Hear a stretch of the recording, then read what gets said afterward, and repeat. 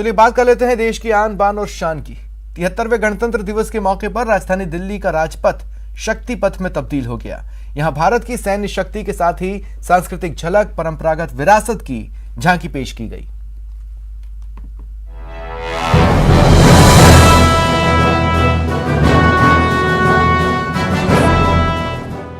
राजपथ बना शक्ति पथ। आसमान में गगनवीर, -40 डिग्री सेल्सियस में देखिए देश का दम। गणतंत्र पर शक्ति मंत्र।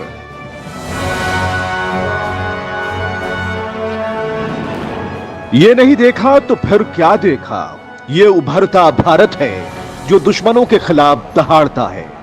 ये सदियों से चली आ रही संस्कृति को सहेजता समाज है।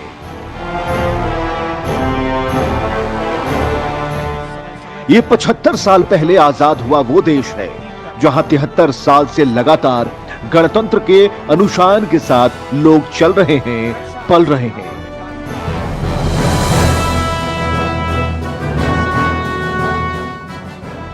चलिए अब बारी बारी से 73वें गणतंत्र दिवस की उस झांकी को देखते हैं जिससे हर भारतवासी का सीना गर्व से फूल जाता है। शुरुआत की प्रधानमंत्री नरेंद्र मोदी ने। सबसे पहले उन्होंने वॉर मेमोरियल पहुंचकर शहीदों को श्रद्धांजलि दी।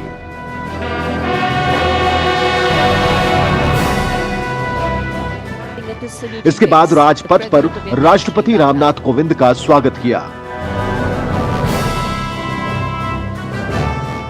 राष्ट्रगान और 21 तोपों की सलामी के बाद राष्ट्रपति ने जम्मू कश्मीर पुलिस के एएसआई बाबूराम को मरणोपरांत अशोक चक्र प्रदान किया।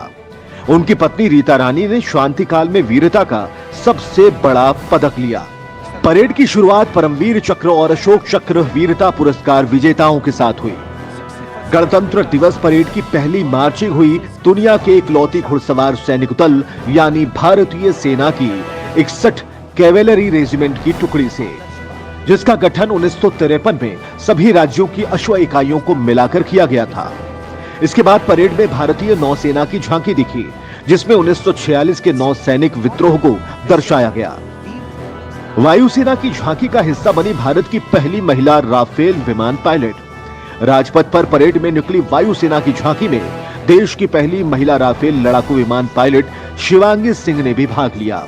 ये वायुसेना की झांकी का हिस्सा बनने वाली दूसरी महिला लड़ाकू विमान पायलट हैं।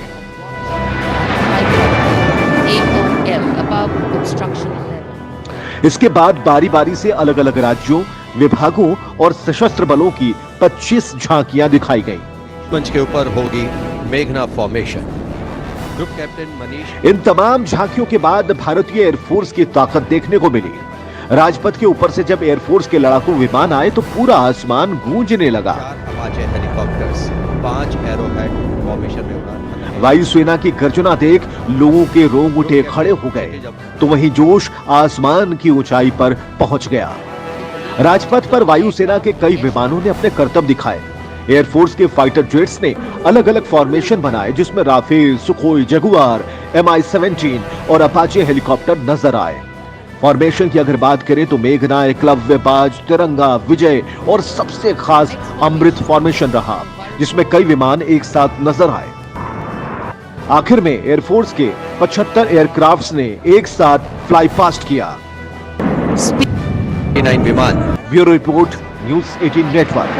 AOL above construction level.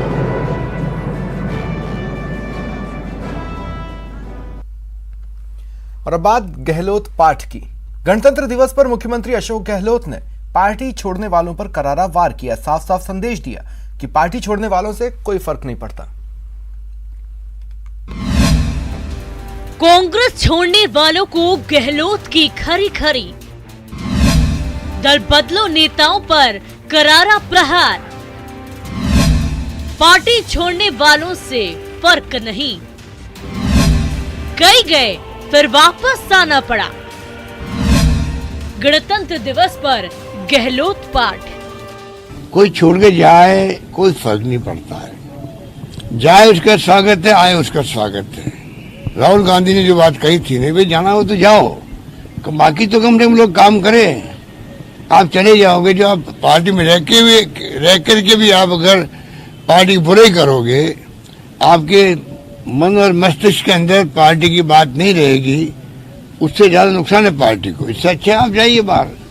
साफ साफ संदेश है उन नेताओं के लिए जो कांग्रेस का हाथ छोड़ दूसरी पार्टियों का दामन थाम रहे हैं।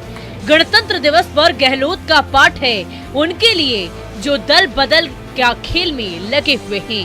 गणतंत्र दिवस के मौके पर ऐसे नेताओं को अनुशासन का पाठ पढ़ाते हुए मुख्यमंत्री अशोक गहलोत ने साफ साफ कहा कि कांग्रेस इस देश में आंदोलन की तरह है और कुछ नेताओं को छोड़कर जाने से कोई फर्क नहीं पड़ता। दरअसल उत्तर प्रदेश और दूसरे 4 राज्यों में विधानसभा चुनाव से पहले कुछ नेताओं के पार्टी छोड़कर जाने के सवाल पर गहलोत ने कहा कि कांग्रेस देश में एक आंदोलन की तरह है। इसका 135 साल का लंबा इतिहास है। इतिहास गवाह है, ये समुद्र की तरह है। इससे पहले इसमें कई बड़े बड़े लोग गए और उन्हें वापस आना पड़ा। कोई छोड़ के जाए कोई फर्क नहीं पड़ता है, जाए उसका स्वागत है, आए उसका स्वागत है। राहुल गांधी ने जो बात कही थी, नहीं भाई जाना हो तो जाओ, बाकी तो कम से कम लोग काम करें। आप चले जाओगे, जो आप पार्टी में रह करके भी आप अगर पार्टी की बुराई करोगे, आपके मन और मस्तिष्क के अंदर पार्टी की बात नहीं रहेगी, उससे ज्यादा नुकसान है पार्टी को। इससे अच्छा आप जाइए बाहर। कांग्रेस एक आंदोलन की तरह देश के अंदर है।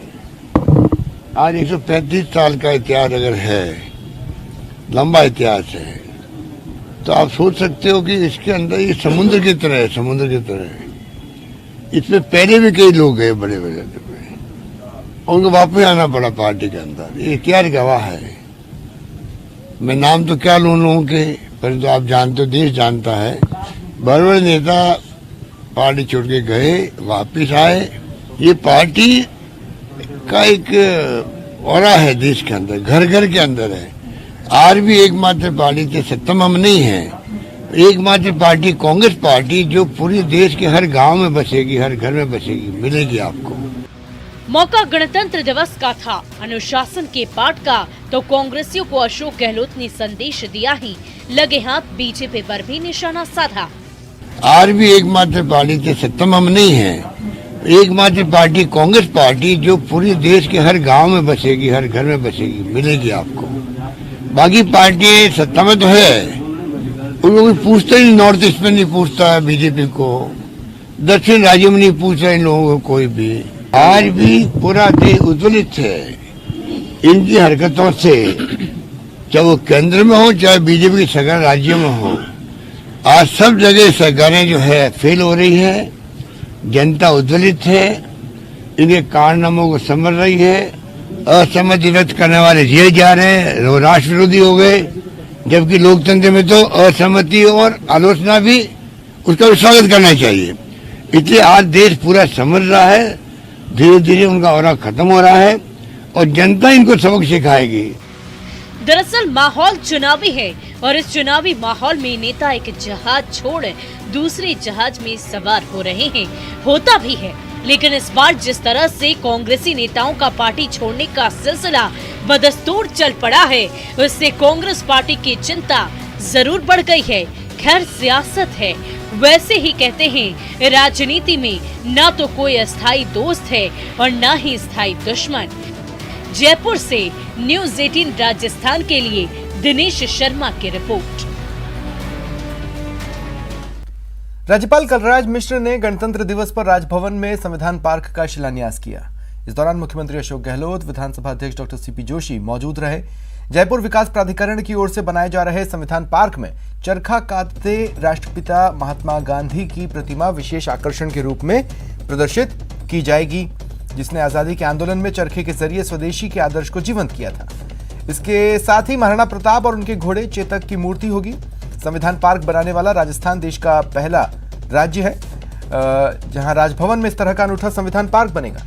पार्क पर करीब 8.5 करोड़ रुपए खर्च होंगे।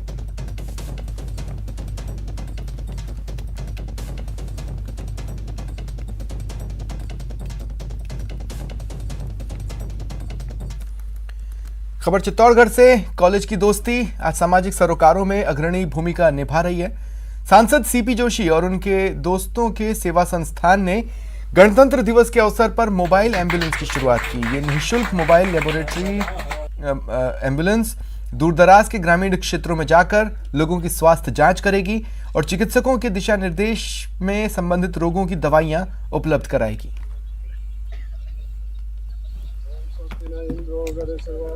दोस्ती हमेशा समाज को संदेश देने का काम करती है और चित्तौड़गढ़ के सांसद चंद्र प्रकाश जोशी के बीकॉम में साथ रहे दोस्तों ने मिलकर एक सामाजिक सरोकार की ऐसी पहल की जो आज लोगों को फायदा पहुंचा रही है।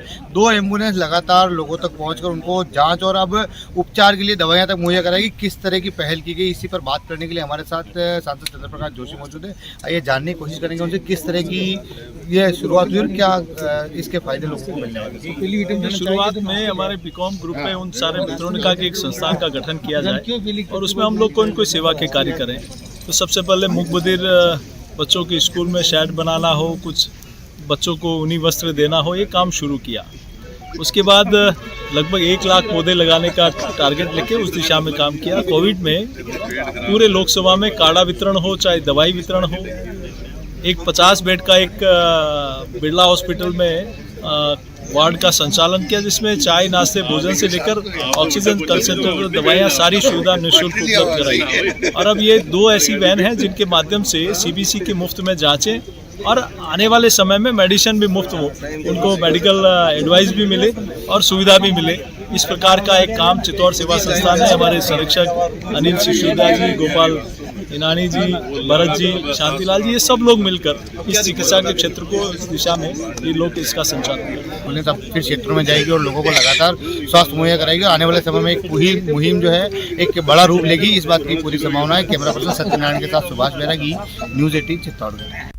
जोधपुर के डॉक्टर दिनेश गहलोत पेशे से अध्यापक हैं, पढ़ने पढ़ाने का काम करते हैं, लेकिन दिनेश भारत के संविधान से इस कदर प्रभावित हुए कि अपने आशियाने का नाम ही संविधान रख दिया। इतना ही नहीं, उन्होंने अपने आशियाने में संविधान से जुड़ी लाइब्रेरी भी बना डाली। डॉक्टर दिनेश ने आमजन में संविधान के प्रति जागरूकता और प्रेरणा लाने के मकसद से अपने मकान का नाम संविधान रखा है।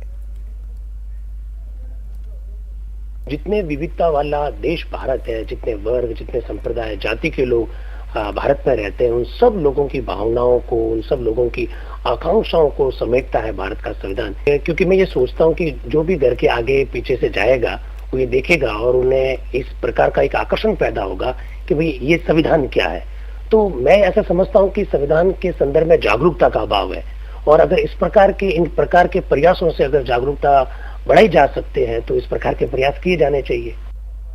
भारतीय संविधान को सर्वोपरि रखने की अपनी भावना को जोधपुर के डॉक्टर दिनेश गहलोत ने कुछ यूं दिखाया है। इसके साथ ही साथ आने वाली नवी पीढ़ी के लिए भी यह एक संदेश भी है और साथ ही साथ प्रेरणा स्रोत भी कि संविधान वास्तव में सर्वोपरि है। रंजन दवे, न्यूज़ 18 राजस्थान, जोधपुर।